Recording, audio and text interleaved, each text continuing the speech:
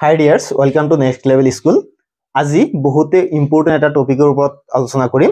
সেই কাৰণে তোমালোকে এই চেনেলটো সাবস্ক্ৰাইব কৰি ৰাখিবা এন ধৰণৰ ভিডিঅ'সমূহ পাই থাকিবৰ কাৰণে।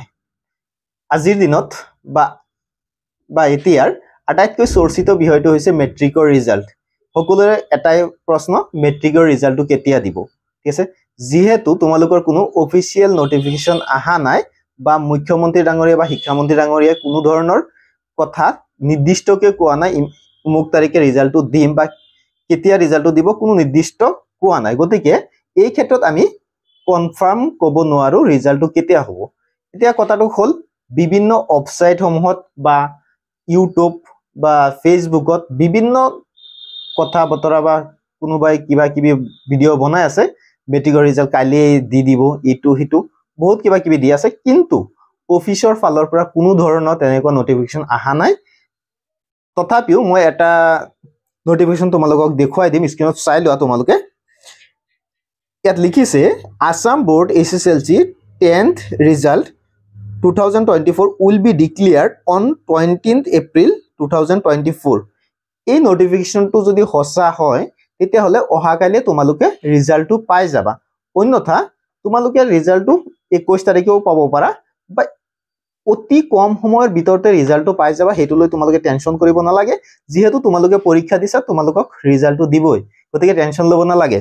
এতিয়া চোৱা, তোমালোকে কেতিয়া ৰিজাল্টটো কনফাৰ্ম বুলি ক'ব পাৰিবা? যেতিয়া তোমালোকে সেবাৰ অফিচিয়েল ওয়েবসাইটত গৈ তোমালোকে ৰিজাল্টটো ডিক্লেয়াৰ বুলি পাই যাবা। ঠিক আছে, তাৰ কাৰণে তোমালোকে এইটো কনফাৰ্মটো চাবৰ কাৰণে তোমালোকে সেবা বুলি সাৰ্চ কৰি দিবা আৰু প্ৰথম যেটো পেজ খোল খাব তাৰ ভিতৰলৈ সোমাই যাবা।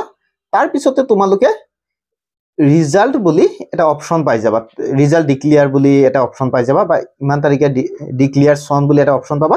তেতিয়া তোমালোকে কনফাৰ্ম ক'ব পাৰিবা ৰিজাল্টটো কেতিয়া দিব। ঠিক আছে, অন্যথা ইমান কনফাৰ্ম বুলি ভাবিবই লাভ নাই।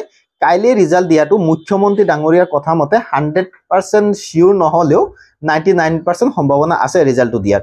গতিকে তোমালোকে কাম এটা কৰিবা, অফিচিয়েল ওয়েবসাইটটোত গৈ চাবা আৰু অন্যথা তোমালোকে একদম বিন্দাস টোপনি মাৰি থাকা, তোমালোকে পৰীক্ষা দিছা ৰিজাল্ট পাবা, টেনশন ল'ব নালাগে।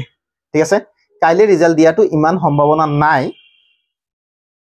যদি সম্ভাৱনা থাকিলে হয় বা যদি সম্ভাৱনা আহি যায়, ৰিজাল্টটো আহি যায়, সম্ভাৱনা বুলি এই কাৰণে কোৱা হৈ আছে কাৰণ যোৱাবাৰ ৰিজাল্টটো ফটককে দি দিছিলে, সেই কাৰণে সম্ভাৱনাটো বাঢ়ি গৈছে।